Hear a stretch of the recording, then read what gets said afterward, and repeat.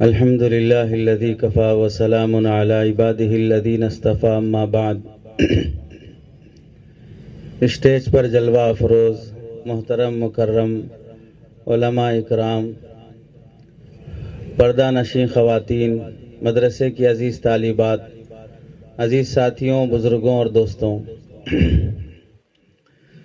یہ آپ کے شہر کے ادارہ رقیہ للبنات کی طرف سے سالانہ اجلاس رکھا گیا، جس میں آپ کے شہر کے اس ادارے کی طالبات میں سے تقریباً 10 طالبات اس وقت شعبہ عالمیت مکمل کر چکی ہیں، اور بڑی قابل تعریف قابل رشک بات یہ ہے، گزشتہ سال بھی جب حاضری ہوئی تو مجھے سنایا گیا کہ یہاں کی طالبات ایک بیٹھک میں 1000 سے زائد حدیثیں ازبر سناتی ہیں، اور اس سال بھی معلوم ہوا کوئی طالبہ 1005 حدیثیں، 1007 حدیثیں، 1020 حدیثیں، کوئی 1220 حدیثیں ازبر ایک بیٹھک میں آپ کے ہی شہر کی طالبات اس ادارے میں پڑھ کر ازبر بغیر اٹکے کے غلطی کے 1200 سے زائد حدیثیں سنائی ہیں۔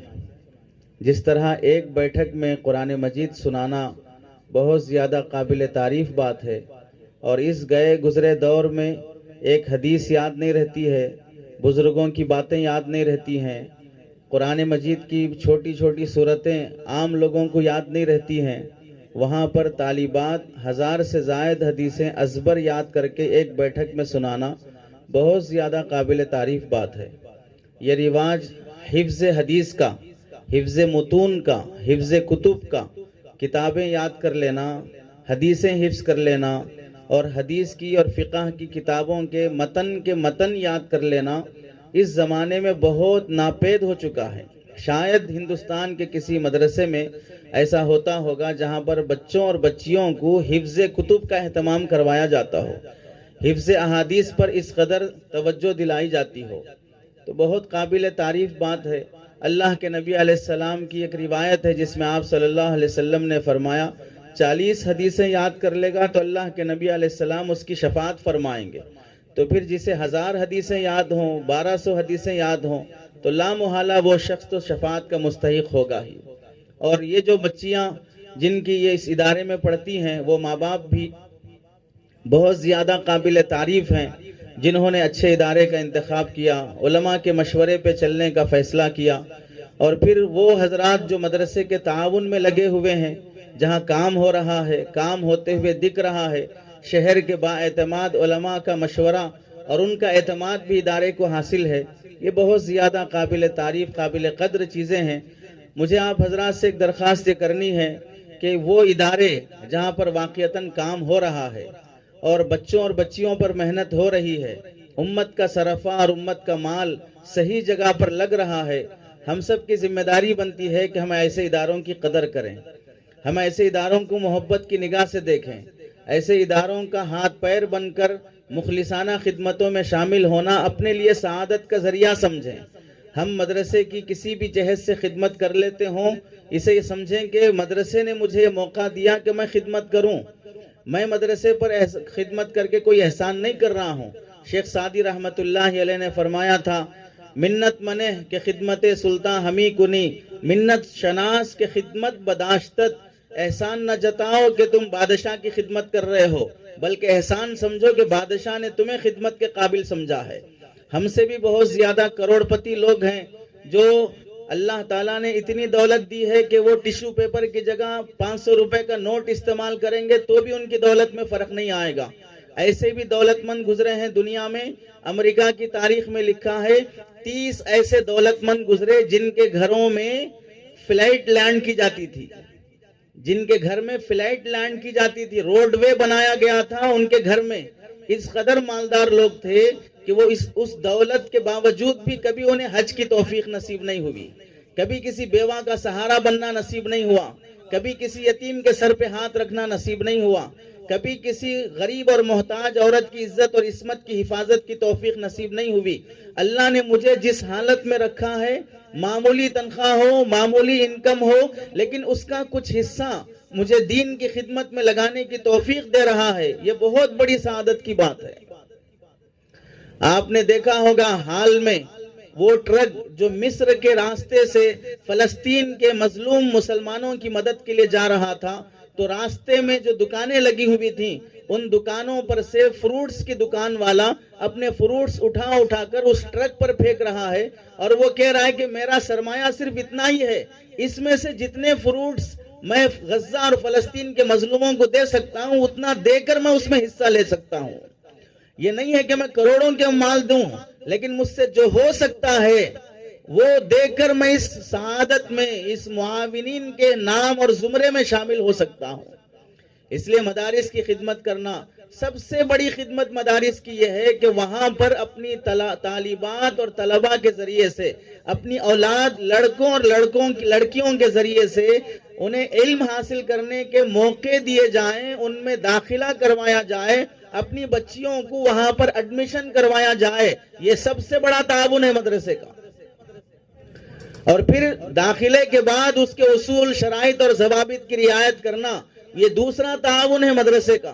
تیسرے درجے کا تعاون ہے مالی لحاظ سے کچھ تعاون کر دینا، یہ تیسرے درجے کا تعاون ہے۔ مجھے آپ حضرات کے سامنے دو باتیں بیان کرنی ہیں۔ پہلی بات، ہمارے اس موجودہ زمانے میں اپنی مسلمان بچیوں کی دینی تعلیم و تربیت کی ضرورت اور اہمیت مختصراً اس متعلق ذکر کرنا ہے۔ دوسری بات، چونکہ جلسے کی نسبت سے کئی بچیوں کے خواتین مردوں سے زیادہ کثیر تعداد میں عورتیں جمع ہیں، تو ان سے متعلق کچھ باتیں مجھے عرض کرنی ہیں۔ یہ دو باتیں میری گفتگو کا خلاصہ ہیں، اور حال یہ ہے ہمارے عام طور سے اجتماعات کا، جلسوں اور جلوسوں کا، کہ مرد حضرات جس تعداد میں شریک ہوتے ہیں اس سے زیادہ ڈبل تعداد میں خواتین شریک ہوتی ہیں۔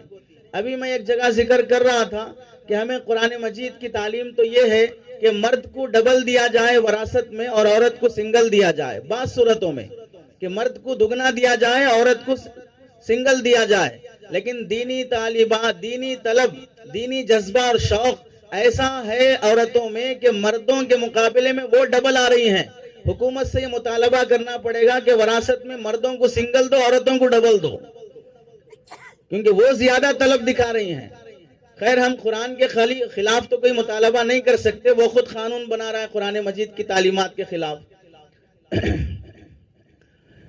قرآن مجید میں اللہ رب العزت نے ایک جگہ ارشاد فرمایا، وَاذْكُرْنَ مَا يُتْلَى فِي بُيُوتِكُنَّ مِنْ آيَاتِ اللَّهِ وَالْحِكْمَةِ۔ اس آیت میں اللہ فرماتے ہیں کہ وَاذْكُرْنَ، یاد کیا کرو، سمجھنے کی کوشش کرو۔ کس کو اللہ تعالیٰ فرما رہے ہیں؟ نبی کریم صلی اللہ علیہ وسلم کی بیویوں سے، ازواج مطہرات سے، امت کی ماؤں سے فرما رہے ہیں، وَاذْكُرْنَ مَا يُتْلَى فِي بُيُوتِكُنَّ، تمہارے گھروں میں جو تلاوت کی جا رہی ہے، قرآن مجید جو پڑھا جا رہا ہے، اسے یاد کیا کرو، اسے سمجھا کرو۔ من آیات اللہ والحکمہ، اللہ کی آیتیں یعنی قرآن مجید، والحکمہ، نبی کریم صلی اللہ علیہ وسلم کے ارشادات اور فرمودات، اسے یاد کیا کرو اور اسے سمجھا کرو۔ اس آیت کے تحت میں مفسرین نے لکھا ہے، دو باتیں سمجھو یہاں پر۔ اللہ تعالیٰ نبی کے گھر میں رہنے والی نبی کی بیویوں سے فرما رہے ہیں۔ اب آپ سمجھو، جس کے گھر میں حضرت جبرائیل تشریف لاتے ہوں، وحی نازل ہوتی ہو، جس کے گھر میں رہنے والی خواتین روزانہ نبی کریم صلی اللہ علیہ وسلم کا دیدار کرتی ہوں، نبی کے ساتھ بات چیت کرتی ہوں، اس سے بڑی پاکیزہ، اس سے بڑی سعادت مند خواتین کون ہوں گی؟ تبھی تو اللہ تعالیٰ نے نبی کی بیویوں کو امت کی ماں قرار دیا ہے۔ جس کے گھر میں نبی ہے، نبیوں کا نبی ہے، جس کے گھر میں وحی نازل ہوتی ہے، جس کے گھر میں جبرائیل آتے ہوں، جس کے گھر میں قرآن اترتا ہو، اس کے باوجود بھی اس گھر کی خواتین کو اللہ یہ حکم فرما رہے ہیں کہ تم وہ قرآن یاد کرو، وہ قرآن سمجھو، وہ حدیثیں یاد کرو، وہ حدیثیں سمجھو۔ تو پھر اس کے بعد امت کو یہ سبق سیکھنا چاہیے، ہمارے گھروں میں نبی نہیں ہے، ہمارے گھروں میں صحابی نہیں ہے، ہم میں سے کوئی صحابی نہیں ہے، تابعی نہیں ہے، تابعی نہیں ہے، کون ولی ہے کون غیر ولی ہے وہ اللہ جانتے ہیں۔ تو اللہ فرما رہے ہیں، عالم کی بیوی ہونے پر بھی فخر نہیں، مفتی صاحب کی بیوی ہونے پر بھی فخر نہیں، دیندار کی بیوی ہونے پر بھی فخر نہیں، اور دینی تقاضوں پہ چلنے والے ہونے پر بھی فخر نہیں، تبلیغی جماعت سے جڑے ہونے پر بھی فخر نہیں، اگر تمہارے شوہر کتنے بھی بڑے دیندار ہوں، حتیٰ کہ تمہارا شوہر نبی بھی ہو جاتا ہو، تو بھی عورتوں کو یہ ذمہ داری دی جا رہی کہ تمہیں الگ سے قرآن پڑھنا ہوگا، تمہیں قرآن سمجھنا ہوگا۔ تو آپ سمجھیے ہمارے گھروں میں کتنے لوگ علماء ہیں، کتنے لوگ مفتیان اکرام ہیں، کتنے لوگ دیندار ہیں۔ مرد کی دینداری، مرد کا پڑھا لکھا ہونا عورت کی دینداری کے لیے کافی نہیں ہے۔ کتنے مرد وہ ہیں جو اپنی جگہ دیندار ہیں لیکن عورتوں میں دین نہیں ہے، جس کی وجہ سے گھر میں دین منتقل نہیں ہو رہا ہے۔ حضرت تھانوی رحمت اللہ علیہ نے فرمایا مردوں کا پڑھ لینا عورتوں کے دیندار ہونے کے لیے کافی نہیں ہے، اگر کافی ہو جاتا تو پھر بتائیے دیندار گھرانوں میں شادی بیاہ کے رسومات نہیں ہو رہے ہیں؟ اگر پڑھ لینا کافی ہوتا، دیندار گھرانوں میں پراپرٹی کی تقسیم شریعت کے مطابق ہو رہی ہے، اگر دیندار گھرانوں میں مردوں کا پڑھ لینا کافی ہوتا تو پھر دیندار گھرانوں کی عورتیں عصری کالجز اور اسکول اور یونیورسٹیوں میں جاتے ہوئے بے حیائی کا لباس نہیں پہن رہی ہیں، دیندار گھرانوں میں لڑکیاں غیروں کے ساتھ جانے کے واقعات پیش نہیں آ رہے ہیں۔ یہ سماج ہمیں بتا رہا ہے مردوں کا پڑھ لینا عورتوں کے پڑھ لینے کے لیے کافی نہیں ہے، انہیں مستقل پڑھانا پڑے گا۔ مردوں کا دیندار بن جانا عورتوں کے دیندار بننے کے لیے کافی نہیں ہے، انہیں مستقل دیندار بنانا پڑے گا۔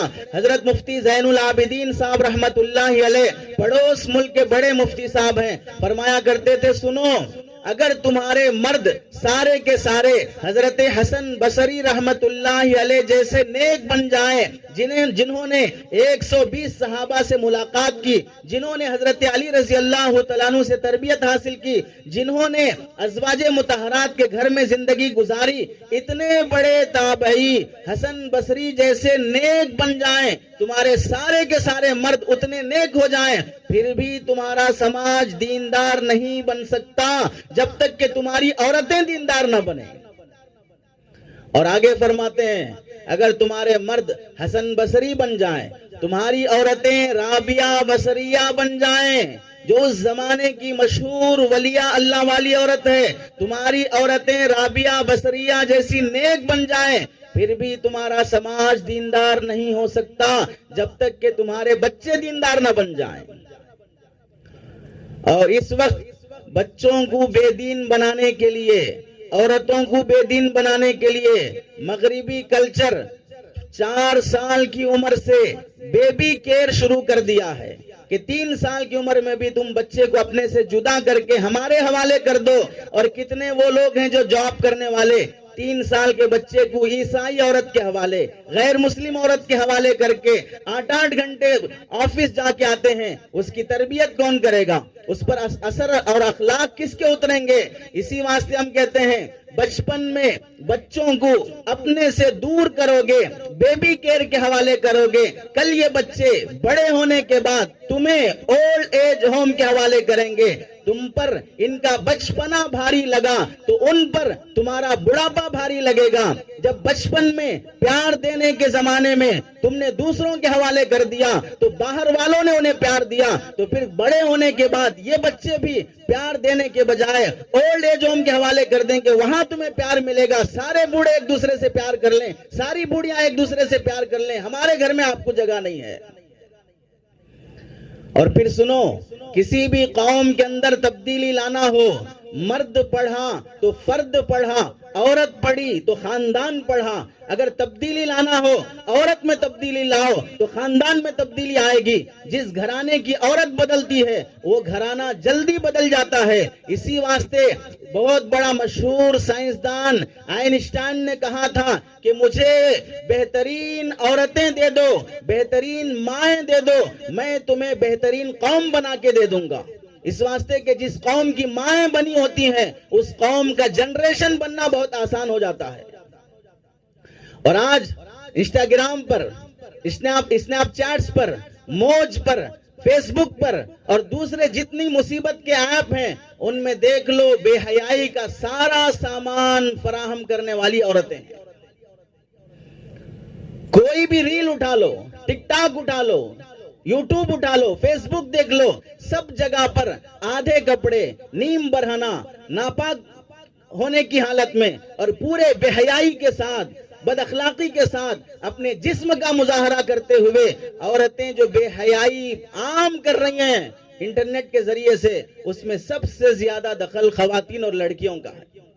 حتیٰ کہ برقع پہنی ہوئی، دوپٹہ اوڑھی ہوئی، نقاب اور حجاب کے ساتھ بھی مسلمان لڑکیاں یوٹیوب اور ٹک ٹاک اور انسٹاگرام پر اپنا حسن دکھانے کے لیے، اپنے فالوورز بڑھانے کے لیے، اپنے ویورز بڑھانے کے لیے پوری بے حیائی کے ساتھ انٹرنیٹ کی دنیا میں عام ہوتی جا رہی ہے۔ اللہ کے نبی علیہ السلام نے ایک حدیث میں فرمایا کہ جو شخص من آل جاریتین، دو بچیوں کو پالا اور تربیت کیا، اچھا نام رکھا، اچھی تعلیم دیا، اچھی جگہ نکاح کر کے دیا، تو وہ شخص جو دو بیٹیوں کی اچھی تربیت کیا، اچھا نام رکھا، اچھی جگہ نکاح کر کے دیا، تو کل قیامت کے دن وہ اور میں دونوں قیامت کے دن پڑوس میں آزو بازو رہیں گے۔ 10 بیٹوں کو پال کر تربیت کرنے پر بھی اتنی خوشخبری نہیں ہے جتنی خوشخبری اللہ کے نبی علیہ السلام نے 2 بیٹیوں کی تربیت پر فرمائی ہے۔ اور یہ بھی لکھا گیا ہے اگر بیٹی ایک بھی ہو اس کی بھی تربیت اچھی کر دو تو بھی امید ہے کہ اللہ تعالیٰ، اللہ کے نبی علیہ السلام کا وہی مجدہ ملے گا جو 2 بیٹیوں کی تربیت پر آپ علیہ السلام نے فرمایا تھا۔ اور پھر آگے حضرت تھانوی رحمت اللہ علیہ نے لکھا ہے ایک موقع سے، دنیا میں مرد اور عورتیں 2 قسم کے لوگ ہیں، جو درمیان کے ہیں ان کی تعداد زیادہ نہیں ہے، اور اب ٹرانسجنڈر جو چل رہا ہے کہ مرد عورت بن رہی ہے، عورت مرد بن رہا ہے، اس کی وجہ سے اگر بیچ کے لوگ آ گئے ہوں تو اس کا حساب نہیں ہے۔ باقی مرد اور عورتیں 2 قسم کے لوگ ہیں۔ اگر مردوں کو پڑھانے کی طرف توجہ دیا، عورتوں کو پڑھانے کی طرف توجہ نہیں دیا، تو گویا کہ انسانیت کا آدھا طبقہ جاہل رہ رہا ہے، انسانیت کا آدھا طبقہ جاہل رہ رہا ہے، اور جاہل طبقے سے زیادہ امید نہیں کی جا سکتی۔ جاہل خواتین سے بچوں کی تربیت کی امید نہیں کی جا سکتی۔ آپ صرف ایک بات سے اندازہ لگا لیں، اللہ رب العزت نے اسلام کے آنے سے پہلے مکہ مکرمہ کی جو حالت تھی، شراب عام تھا، جوا عام تھا، نشہ عام تھا، زنا عام تھا، چوری ڈکیتی عام تھی، ہر طرح کی برائیاں عام تھی، ان تمام برائیوں کا نقشہ اسلام نے کیا کھینچا؟ زمانہ جاہلیت۔ پوروں کو کیا نام دیا؟ زمانہ جاہلیت۔ شراب عام ہے، کیوں؟ جاہلیت کا زمانہ تھا۔ زنا عام تھا، کیوں؟ جاہلیت کا زمانہ تھا۔ پورے زمانے کا نقشہ اسلام نے کھینچا، زمانہ جاہلیت۔ پھر جب اسلام آیا، تعلیم عام ہوئی، اور سب سے پہلی وحی جو اللہ کے نبی علیہ السلام پر نازل ہوئی، اقرا بسم ربک الذی خلق، پڑھو پڑھو پڑھو۔ اللہ تعالیٰ اس امت کو پہلا پیغام آسمان سے جو دیا وہ پڑھنے کا دیا ہے۔ حضرت علی میاں ندوی رحمت اللہ علیہ فرماتے ہیں جس امت کو پہلا پیغام پڑھنے لکھنے کا دیا گیا ہو وہ امت جاہل ہو کر جینا پسند کر رہی ہے، اس سے بڑی بے شرم اور بے وقوف نہیں ہو سکتی۔ جس کو پڑھنے کا حکم دیا گیا وہ جہالت پر راضی ہے۔ اب پڑھنا کہاں پر ہے؟ لڑکیوں کو یا تو آپ دنیا کی تعلیم دو، اسکول اور کالجز میں پڑھاؤ، یونیورسٹیز میں پڑھاؤ، اسے ڈاکٹر بناؤ، انجینئر بناؤ، لائر بناؤ، ایک وہ تعلیم ہے۔ دوسری یہ تعلیم جہاں بچی کو حافظہ بناؤ، عالمہ بناؤ، دیندار بناؤ۔ ہم یہ پوچھتے ہیں، ہم منع نہیں کریں گے، آپ کی بچی ہے، ہم دخل نہیں دیں گے، آپ جہاں پڑھانا چاہتے ہیں پڑھا لیں، لیکن ہم یہ پوچھنا چاہتے ہیں بچی کو پڑھانے کے بعد اس بیٹی کو آپ بنانا کیا چاہتے ہیں؟ تعلیم کے بعد بنانا کیا چاہتے ہیں؟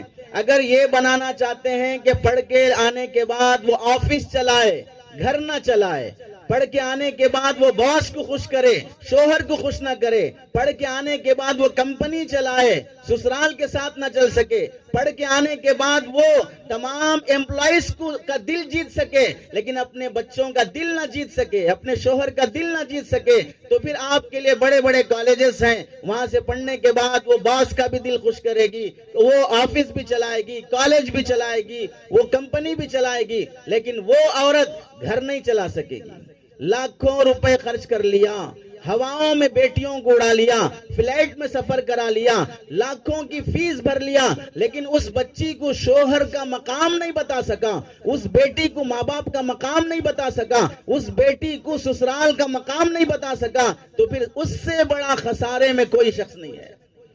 جس بیٹی کو اللہ کی معرفت نہیں دے سکا، اور جس ماحول میں ہم اپنی بچیوں کو بھیج رہے ہیں، کو ایجوکیشن سسٹم، لڑکے لڑکیاں ساتھ بیٹھ کر 10-15 سال تک پڑھتی رہیں گی، دوستیاں ہوں گی، پارٹنرشپ میں شیئرنگ ہوں گی، کھانے پینے میں، آؤٹنگ کو جانے میں، حتیٰ کہ ڈیٹنگ پہ جانے میں، اور امتحانات اور ایگزام کے موقع پر ایک دوسرے کا پیپر کاپی مارنے میں، اتنے دوستیاں اور تعلقات بڑھتے جانے کے بعد اس بچی کے پاک دامن رہنے کا اگر کوئی اعتماد اور خیال کرتا ہے تو اس سے بڑا نادان کوئی نہیں ہے۔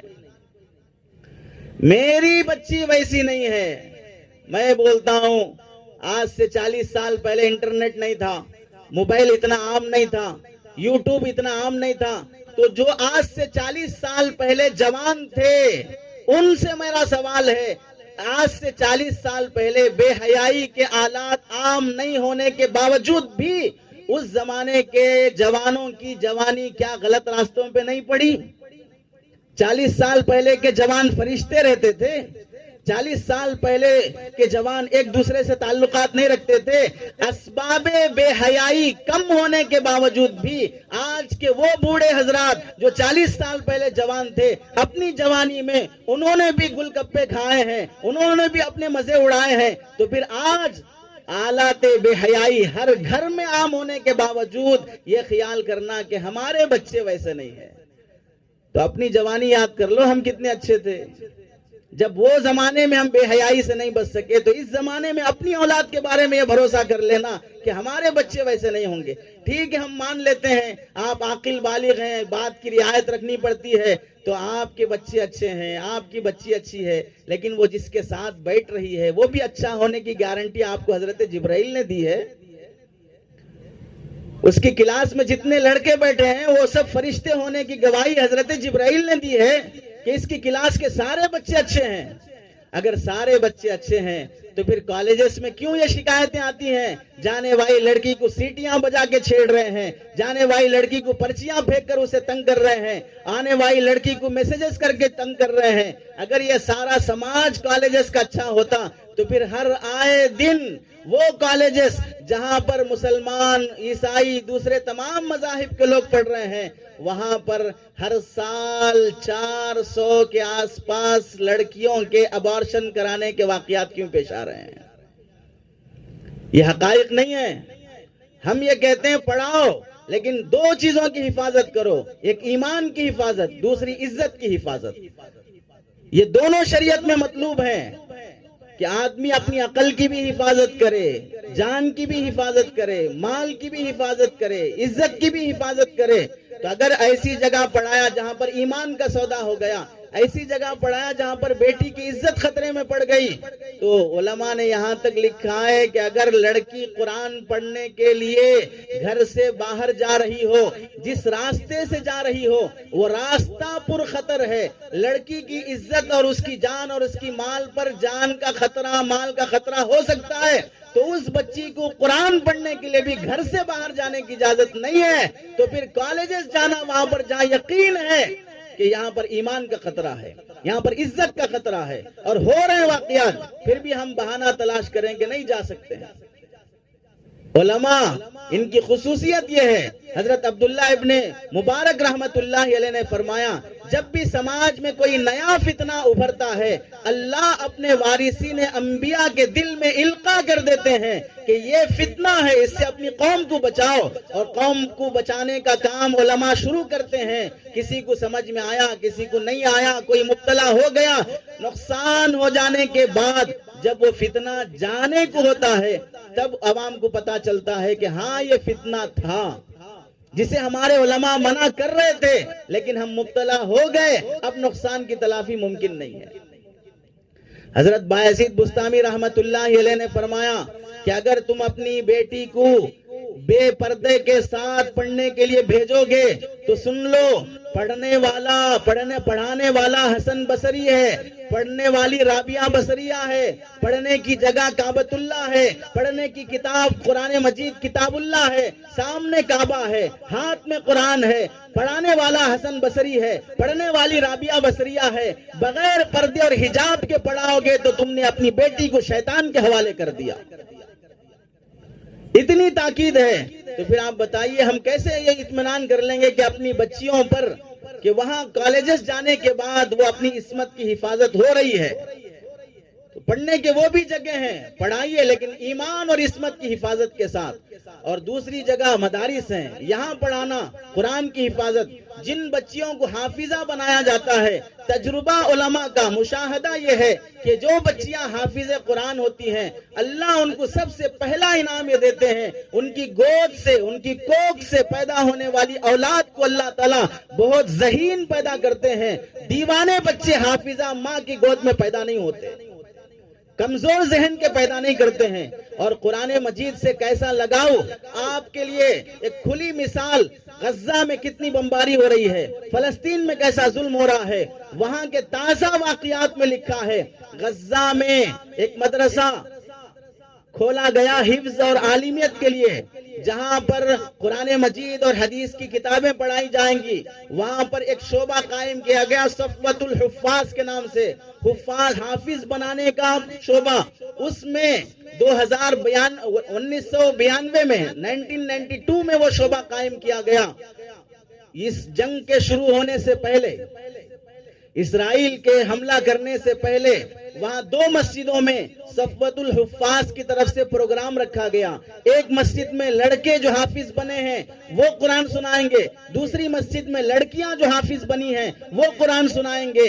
تو پورے 1 سال کے اندر جو حافظہ بنی ہیں 1471 بچے اور بچیاں حافظ بنے، 1471 بچے اور بچیاں حافظ بنی۔ اور وہ 1471 پورے کے پورے، ادھر لڑکے ایک بیٹھک میں قرآن سنائے، ادھر لڑکیاں ایک بیٹھک میں قرآن سنائیں۔ اور قرآن سنانے والے بچوں اور بچیوں میں 6 سال کی عمر سے لے کر 70 سال کی عمر تک کی بوڑھی عورتیں ہیں۔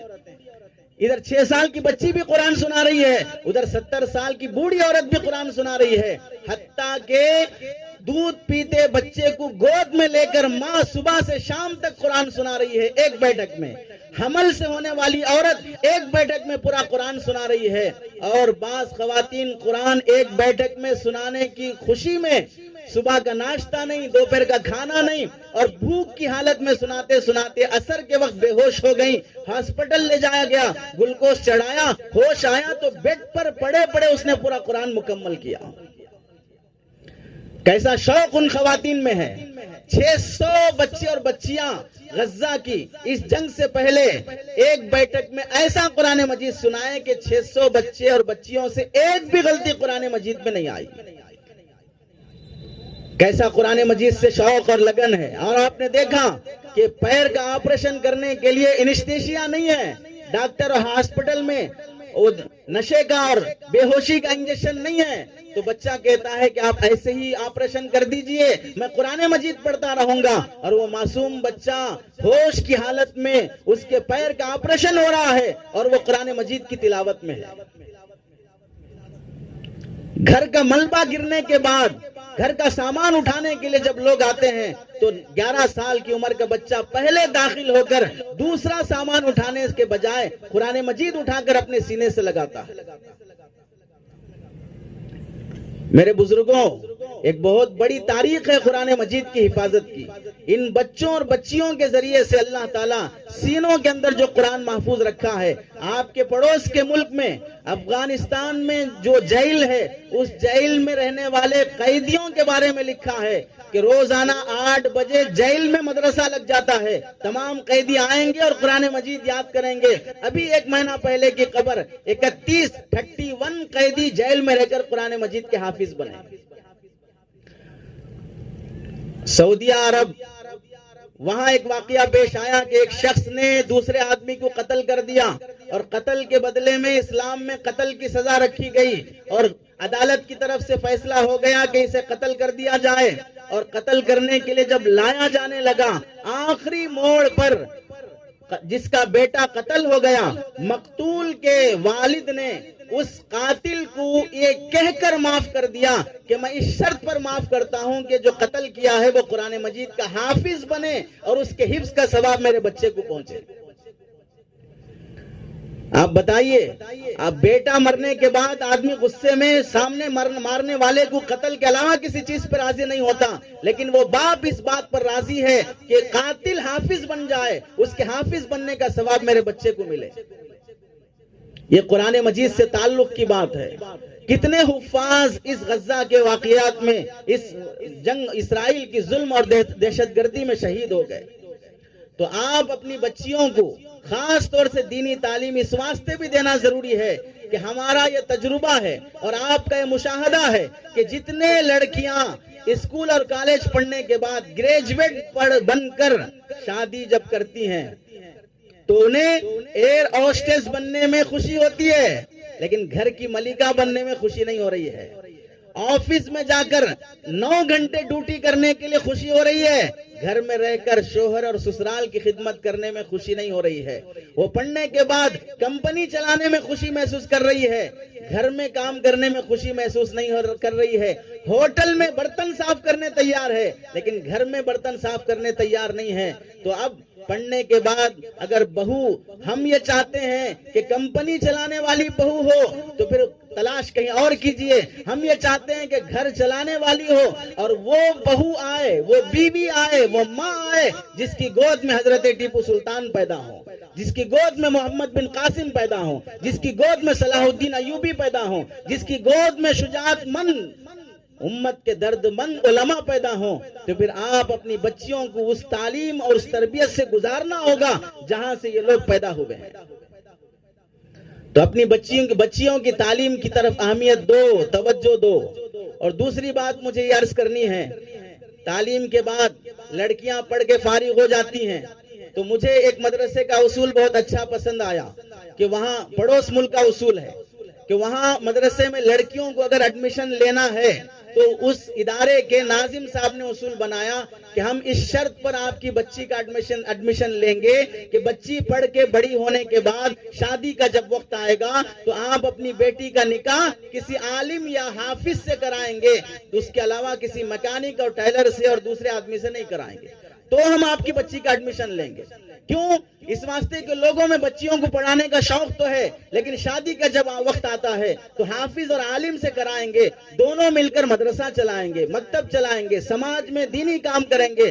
ایسے بے دین آدمی سے نکاح کر کے دیا جا رہا ہے، شراب پی کے آ کے حافظہ لڑکی کو مار رہا ہے، شراب پی کے آ کے عالمہ لڑکی پر ہاتھ اٹھا رہا ہے، ایرے غیرے سے نکاح ہو رہا ہے، اس کا پڑا ہوا پورا پانی میں بہ رہا ہے۔ اب وہ بچیاں شادی سے نفرت کرنے لگی، شوہر سے نفرت کرنے لگی۔ ایک ڈاکٹر شادی کرنے کے لیے ڈاکٹرنی کو تلاش کرتا ہے تو ایک حافظ اور عالم شادی کرنے کے لیے حافظہ اور عالمہ کو تلاش کرے، حافظہ اور عالمہ کا نکاح عالم سے ہو تو پھر دونوں مل کر دین کی خدمت کر سکتے ہیں۔ اور دوسرا کام، پڑھ کے فارغ ہونے کے بعد ان بچیوں کی زندگیاں برباد کرنے کے بجائے یہ گھروں میں بہو بن کے ہوں، بیوی بن کے ہوں، تو ان کے ذریعے سے محلے کا مکتب قائم کرنا، محلے کی عورتوں کو قرآن پڑھانے کی ان کے ذریعے سے کوشش کرنا، کیونکہ بہت سے کام مردوں سے نہیں ہو سکتے ہیں، اجنبی عورتوں سے ہر مرد ہر مسئلہ نہیں بتا سکتا۔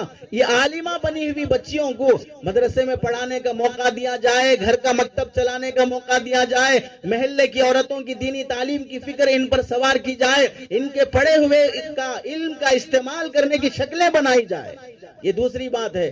اور تیسری چیز یہ ہے، جو مائیں ان بچیوں کے جلسے میں شریک ہوئی ہیں، آپ دیکھ لیجئے، ہم اب تک یہ سمجھتے سنتے دیکھتے آ رہے تھے شادی بیاہ کے موقع پر مرد حضرات کی طرف سے لڑکی والوں پر زیادتی ہوتی ہے۔ اب ہم یہ دیکھ رہے ہیں کہ لڑکی والے بھی کچھ کم نہیں ہیں، لڑکی والے بھی برابر کا بدلہ لے رہی ہیں۔ لڑکے کا انتخاب بھی اعلیٰ معیار کا، ارتداد کے واقعات، جوڑا جہیز کے واقعات۔ اب آپ بتائیے، جتنی خواتین بیٹھی ہیں، شادی ہو گئی، بچے ہو گئے، بچوں کے بھی بچے ہو گئے، جب ان کی شادی ہو رہی تھی تمہارے شوہر نے ان کے والد نے تمہاری شادی کے موقع پر جوڑا جہیز مانگا، یعنی موجودہ خواتین کے سسرے نے، خسر صاحب نے جوڑا جہیز مانگا، تمہارے والد نے زمین بیچا، گھر کا سامان بیچا، قرضہ لیا اور پھر تمہاری شادی کیا۔ اس وقت تمہیں تمہارے خسر پر غصہ آیا، تمہارے سسرال پہ ناراضگی ہوئی کہ میری شادی کے لیے میرے ماں باپ کو میرے سسرال نے اتنا تکلیف پہنچائی۔ لیکن افسوس یہ ہے کہ یہی ماں باپ جب اپنے بیٹے کی شادی کرتے ہیں پھر یہ دوسرے کے ماں باپ کو تکلیف پہنچاتے ہیں۔ تم وہ تکلیف بھول گئے جو تمہارے ماں باپ کو بھی تھی، اب اپنے بیٹے کی جب شادی کرتے ہیں تو پھر پورا بیٹی والوں سے، لڑکی والوں سے وصول کرنا چاہتے ہیں۔ مجھے بعض لوگ مفت کے مجرم لگے، مفت کے مجرم، مفت کے گنہگار، ایک پیسہ آتا نہیں جاتا نہیں پھر بھی گنہگار بنے۔ کون؟ سماج کی وہ عورتیں جو اپنے بھائی کی شادی کرتی ہیں تو لڑکی والوں سے جب مطالبہ کرتی ہیں، ہمارا بھائی اتنا پڑھا لکھا، اتنا گریجویٹ، اتنی سیلری، ذاتی مکان، فلاں چیز، اس واسطے 4 لاکھ جہیز میں دو، 10 لاکھ جہیز میں دو، فلاں گاڑی دو، فلاں موبائل دو، فلاں واج دو، جنازہ دو، کفن دو، قبرستان دو، یہ سب جو مانگ کر لاتی ہیں۔ تو میں یہ بولنا چاہتا ہوں، بہن بھائی کے لیے مانگ رہی ہے، ماں بیٹے کے لیے مانگ رہی ہے، خالہ بھانجے کے لیے مانگ رہی ہے، چاچی پوپی بھتیجے کے لیے مانگ رہی ہے، وہ سارا لڑکی والوں کی طرف سے فریج ہے، واشنگ مشین ہے، پلنگ ہے، فلاں چیزیں ہیں، لانے کے بعد آنے والی بہو تمہیں استعمال کرنے دے گی؟ وہ واشنگ مشین میں تمہیں کپڑے دھونے دے گی؟ اس بیڈ پہ آ کے رات میں سونے کے لیے جگہ دے گی؟ وہ جتنے تولے سونا لے کے آئے گی وہ سونا تمہیں دے گی؟ ایک پیسہ اس میں سے نہیں ملے گا، پھر بھی مفت میں اس کے لیے مانگا اور اپنی آخرت برباد کر لی۔ ایک گھر کا قصہ ہمارے پاس آیا، بہو کو واشنگ مشین ملی تو ملنے کے بعد اس بہو نے ساس کے کپڑے دھونے نہیں دیے اس نے کہ میرے باپ کی دی ہوئی مشین ہے، آپ نہیں دھونا اس سے۔ کیوں مفت کے بھکاری بنے؟ ایک پیسے کا فائدہ نہیں ہوا، پھر بھی مجرم اور گنہگار بن گئے۔ جوڑا جہیز جس سماج میں بڑھتے جا رہا ہے، اس سماج کی غریب عورتیں غیروں کا بستر بن رہی ہیں، اس سماج کی غریب عورتیں غیروں کے ساتھ بھاگ رہی ہیں۔ ہر گاؤں، ہر دیہات میں لڑکیاں غیروں کے ساتھ آئے دن، آج کی 14 فروری ویلنٹائنز ڈے کا ایک اویو ہوٹل، وہاں کے ایک رپورٹ آئی کہ وہاں ایک دن میں 121 جوڑے آئے بدکاری کرنے کے لیے، خواہشات پورے کرنے کے لیے۔ ان 21 جوڑوں میں سے 80 لڑکیاں مسلمان ہیں جن کے ساتھ غیر مسلم لڑکے تھے۔ ایک ہوٹل کی خبر ہے، پوری ہندوستان میں، پوری دنیا میں کتنی مسلمان لڑکیاں ہیں جو 14 فروری کو اپنا جسم بیچ کر اپنی عزت کا سودا کی ہوئی ہوں گی؟ کہاں سے یہ حیا سیکھیں گی؟ کہاں سے ان کے اندر وہ حیا کا خزانہ جمع ہوگا؟ جوڑا جہیز کی بدتمیز رسم کی وجہ سے فقہا نے لکھا ہے، لڑکی والوں کی طرف سے مطالبہ کر کے تم جو پلنگ، الماری، فلاں چیز نہیں، اگر مطالبہ کر کے تم نے نکاح کا کھانے کا ایک نوالا بھی کھایا، وہ بھی رشوت کھانے کے حکم میں ہے، اور رشوت کھانے والا، کھلانے والا دونوں جہنمی ہیں، دونوں پر اللہ کی لعنت برستی ہے۔ کتنا سماج بگڑ رہا ہے۔ یہ جوڑا جہیز کی رسم جب تک ہمارے سماج میں رہے گی، مسلمان غریب بچیاں غیروں کے ساتھ جانے کے واقعات پیش آتے رہیں گے۔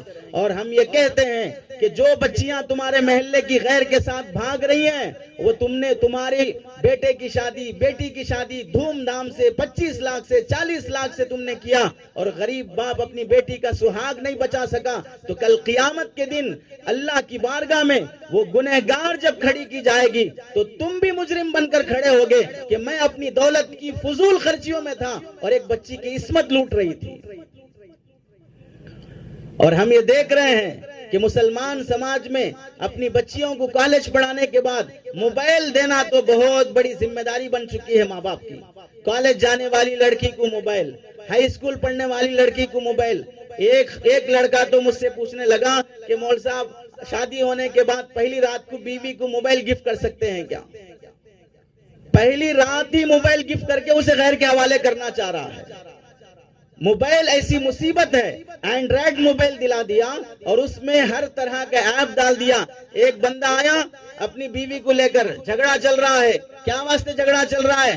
بیوی کہہ رہی ہے شادی ہو کے 8 سال ہو گئے، میری دیورانی کے پاس موبائل آ گیا، میری جٹھانی کے پاس موبائل ہے، میری ساس بڈھی ہے کب مرتی نہیں معلوم، اس کے پاس موبائل ہے، سب کے پاس موبائل ہے، میرے پاس موبائل نہیں ہے. اب بہت ہو گیا، یا تو موبائل چاہیے نہیں تو طلاق چاہیے.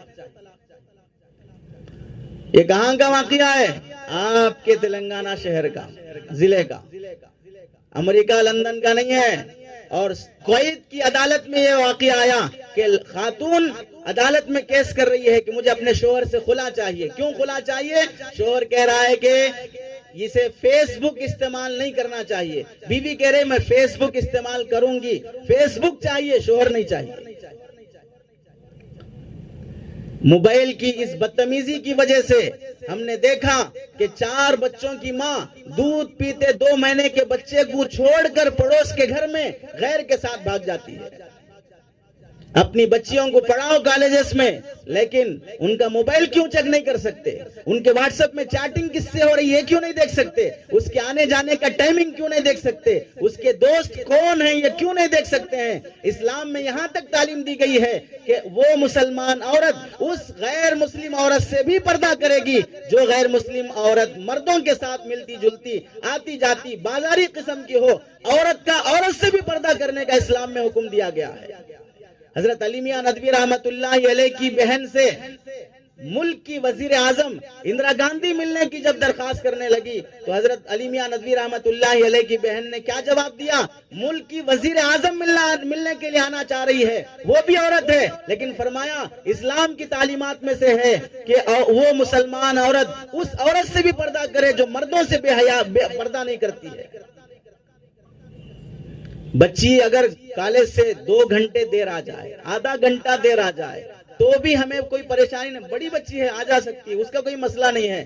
بیٹیاں 2 گھنٹے دیر سے آئے مسئلہ نہیں، 1 گھنٹہ دیر سے آئے مسئلہ نہیں، لیکن مسجد کے امام صاحب 2 منٹ دیر سے آئے تو مسئلہ ہے. اپنی بیٹیوں کے 2 گھنٹے کے دیر سے آنے پر بھی توجہ نہ دینے والی قوم، اپنے بیٹوں کے 12 بجے 2 بجے بھی گھروں سے باہر رہنے پر بھی راضی رہنے والی قوم، اپنے امام صاحب کے 2 منٹ کی دیری پہ کیوں راضی نہیں رہتی؟ امام صاحب کو ولی بنانے کی فکر ہے اور اپنے بیٹوں اور بیٹیوں کو بے حیا بنانے پر بھی افسوس نہیں ہے. جتنی توجہ اپنے علماء پر دیتے ہو اس سے آدھی توجہ اپنی اولاد پر دے لو، مرنے سے پہلے اولاد ولی بن جائے گی. بچوں کو ٹائم دینے کی فکر نہیں ہے. باپ گھر سے نکلا اس ٹائم جبکہ بچے سو رہے تھے، گھر واپس آیا اس وقت جبکہ بچے سو گئے تھے.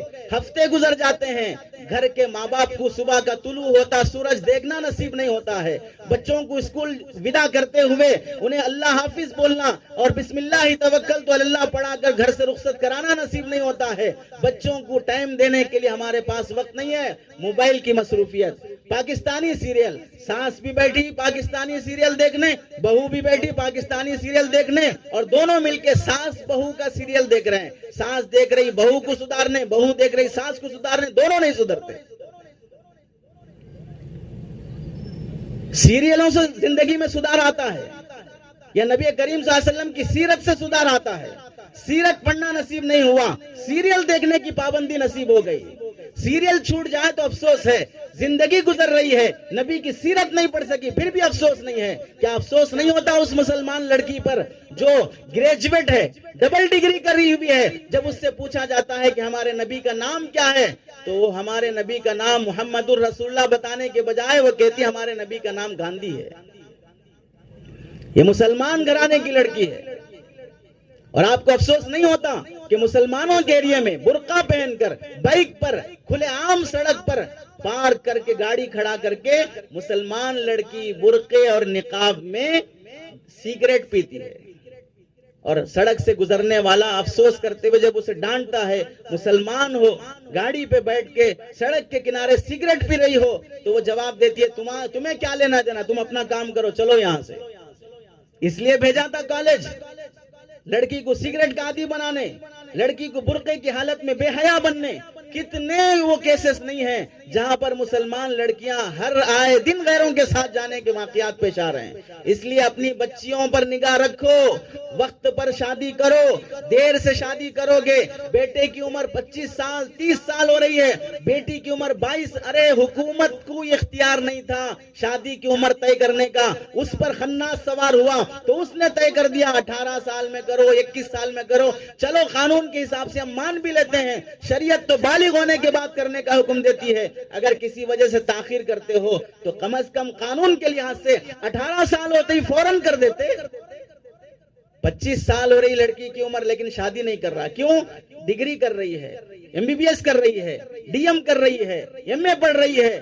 اب جب کالجز میں ڈاکٹری کرنے والی لڑکیاں ڈیڈ باڈی سامنے رکھ کر, ننگا بدن سامنے رکھ کر اس کے آپریشن کرنے کے طریقے سکھائے جا رہے ہوں, تو پھر ساتھ میں کھڑے ہوئے لڑکے لڑکیاں ڈیڈ باڈی کو, ننگے بدن کو دیکھنے کے بعد بھی ان کے دل و دماغ خراب نہیں ہوں گے, ان کے تعلقات نہیں بگڑیں گے. اپنے بچیوں کی تربیت پہ توجہ دو.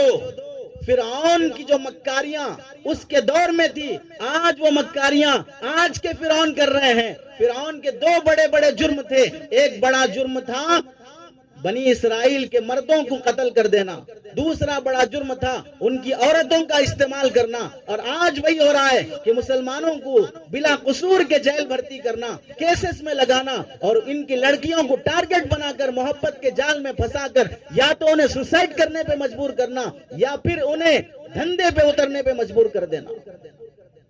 اس واسطے کالج پڑھاتے ہو پوری توجہ رکھو, اور only for womens, only for girls ایسے کالجز میں پڑھاؤ. کو سسٹم سے بچاؤ, وقت پر شادیاں کرو, جوڑا جہیز کے رسومات سے توبہ کرو. مسلمان اپنے اندر کے فرعون کو نہیں مارے گا تو باہر کا فرعون نہیں مرے گا. مسلمان اپنے جہیز اور رسومات کو ختم نہیں کرے گا. دین اسلام کی تبلیغ اپنے گھر میں دین قائم نہیں کر سکا, اپنی اولاد پہ دین قائم نہیں کر سکا, اپنے محلے اور خاندان میں دین قائم نہیں کر سکا, کیا خاک پورے ملک کی سلطنت پر دین قائم کر کے دکھائیں گے. اس لیے بزرگوں, مجھے آپ سے بھی اور آپ کی خواتین سے بھی یہ عرض کرنا ہے کہ اپنی بچیوں پر جتنی توجہ رکھی جائے وہ بہت کم ہے.